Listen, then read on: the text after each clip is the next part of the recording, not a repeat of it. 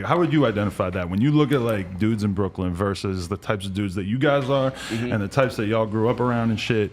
What comes to mind as like the primary differences? To me, first, the way we talk. You know what I'm saying? The main thing, the way we talk. And what else?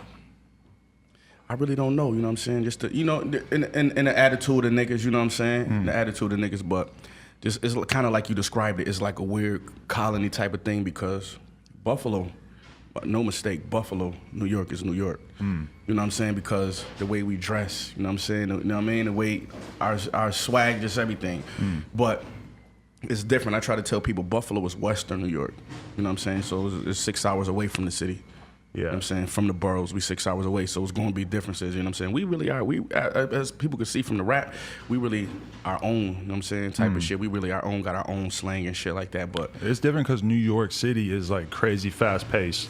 When I think about Buffalo, there's just straight up like a level of poverty and like economic destruction that would be hard for anybody in New York City to imagine. Right. That's a fact, that's a fact. And it's, you know, it's smaller too, you know what I'm saying? It's a smaller city than like the New York City. So like when shit be happening to niggas, you know what I'm saying? It hurt more. It affect the city more. Like you know who it happened to, or you know who did it. You know what I'm saying? Like if a nigga get killed, or somebody go to jail, get you know a fed sweep. You went to school with them or some shit, right? Yeah, you went to school with them. You grew up with them. You know what I'm saying? You did something with them. You know them in some way, or shape, or form. So. That's how I think, you know what I mean, where like Buffalo is different, you know what I mean, from New York City, because New York City's so big, you know what I'm saying? Yeah, and it's like hella cutthroat, like you gotta be moving so fast. Yeah, I think about it like this, like, okay, boom, the east side of Buffalo is really like the streets, with the black neighborhood.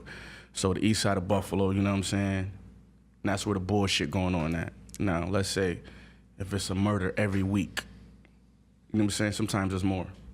If it's a murder every week, like you looking around and niggas like you don't know who it's gonna be next week. You know what I'm saying? Like I said, it's one part of town, and like you said, it's like it's real close knit. Yeah. So it's just like somebody not gonna be here by the end of the summer. But it's that type of shit. The thing that I'm fascinated by with you guys is that you guys are super real street dudes, but then you ended up rapping over a very, very specific sort of aesthetic backdrop that I don't really.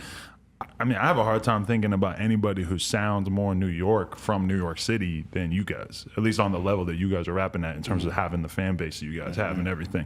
So that is just the fascinating part to me, is that you guys are kind of like keeping it more, I don't even want to say pure, because I feel like it's sort of like a simplistic explanation of how you guys deliver your shit to just say like, oh yeah, it's like 90s rap. It's like old school shit.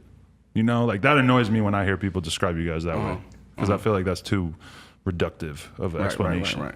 I found out a lot of people don't know what to describe it as. As familiar as it may sound, the music may sound, a lot of people don't know what to call it, you know what I'm saying? I heard a lot of people give it different names, but I think it's just, you know, we know what we good at. You know what I'm saying? We know what we good at, and we built a formula around what we good at. So I think by it being three of us and sticking to a formula, and with Derringer and Alchemist producing, I think, you know what I'm saying, and the stories that we tell them, real official stories, I feel like it was just, I mean, it was magic in a bottle. It was just however it happened, you know what I'm saying? It took the world by storm. But do you feel like, did you kind of get on their wave? Like, because you guys were doing music first, right? Well, I mean, we always doing, I mean, you could say that in a sense, like growing up together, you know what I mean? Because I'm a little older, me and Wes a little older than Benny, but pretty much all came in this shit doing it music together, you know what I'm saying? Yeah. So, like, you know what I mean? It was just a sound that, you know what I mean? Really, I gotta get a credit to, like, just Derringer and Westside. Like, Westside found Derringer, you know what I'm saying? Like, I didn't know Derringer. He was local? Yeah, he from Buffalo, too. Yep. He See, from that's North crazy, Buffalo. too. He from, like, the, you know... He from North Buffalo. Most people don't even end up rapping like with people that are... white area. Yeah, okay. You know what I'm saying? So he got the other side. Right. So it's like he found Derringer, you know what I'm saying? Like reached out to him when he came home from the feds. You know what I mean? Reached out to him and got some beats and shit, and that's how he, you know what I mean, started working on like the Hitler 2. He had did the Hitler 1, but you know what I mean? Like, and when I heard what they was doing, like Westside, like a particular kind of beat, you know what I'm saying? And when they heard what they was doing, I knew that shit fitted my style a little perfect, because, you know, after what I went through getting shot, I needed to kind of slow the beats down a little. You know what I'm saying? So them shits was spooky and grimy, and them shits, like, was perfect for me. But that shit, in the meantime, like, created our sound, our identity, and separated us from, like you said, like, you know what I mean, rest of, like, other artists from New York or East Coast music. Because we had a sound that was just unique.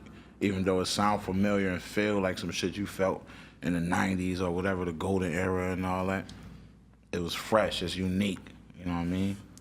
A lot of dudes who might end up rapping over similar production are not, or they don't necessarily come off as like real street dudes that can talk about the kind of stuff that you guys talk about, or at least they're not doing it as convincingly. Like, you know, the last person I could think of that blew up of having more of like an old school style is Action in a lot of ways. Yeah. You know, in the sense that I feel like you guys like probably look at Action's music and fuck with his style. And I heard Mayhem Loren on the new project and all that shit.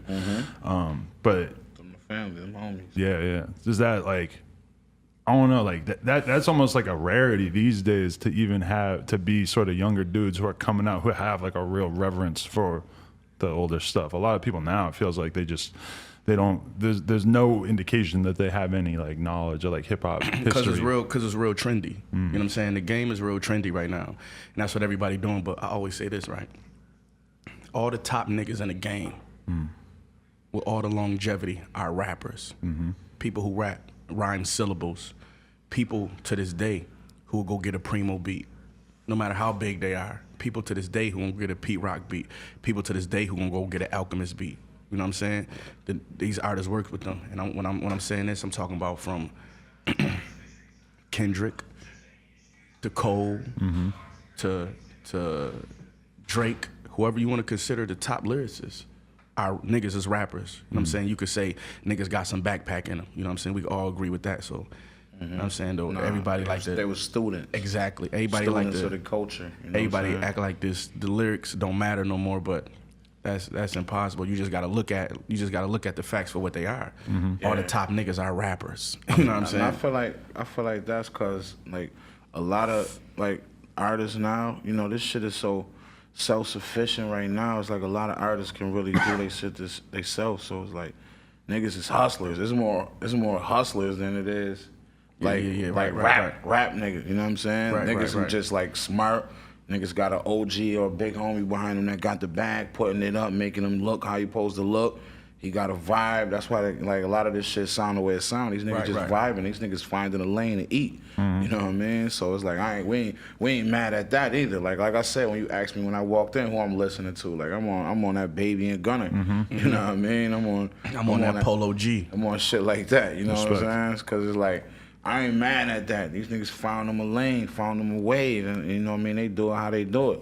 And that shit is dope to me, you know what I'm saying? But like Benny said, you got them rappers, them the niggas who be around the 10, 20, 30 years.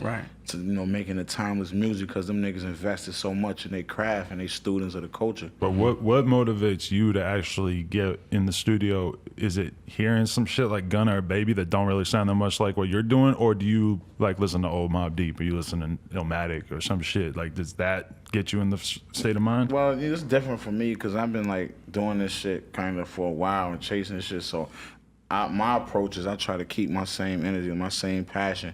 So like that was the shit that inspired me to be on, like, man, come like Prodigy and them coming, like Hov and them niggas and Illmatic, it was written Nas and all that. So that was always my approach. So I try to keep that the same, but like, you know, like I said, man, this shit is a you know, a thinking man's game, man, and it's so easy for you to get a bag out of this shit if you just figure out the angles, man, that work for you. So it's like I ain't mad at, you know what I mean, the guys who that's what they do, you know what I mean? Like they figured out a way to exist in this blood sport we call hip hop. You know what I mean? Shit, I love it personally. NoJumper.com. Like, comment, subscribe. If you guys enjoyed this video, if you want one of these, you know where to go. And then No Jumper Facebook too. Link is down in the description. Some good stuff going on over there. Appreciate y'all watching this.